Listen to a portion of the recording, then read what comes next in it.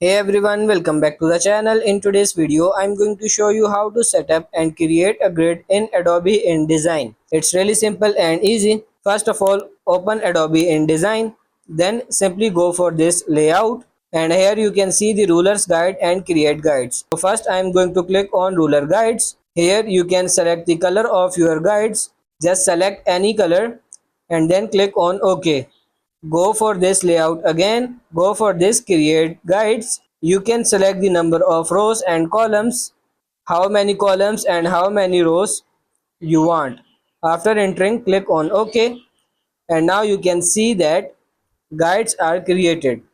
If you want, you can click on that and remove them as well. So you simply need to click on this view, click on this grid and guides, and select this log guides. So now you are not able to accidentally delete this guide. So that's pretty much it for this video. That's how to set up and create a grid in Adobe InDesign. I hope this video was helpful. If it is, like it and subscribe to the channel. Thank you.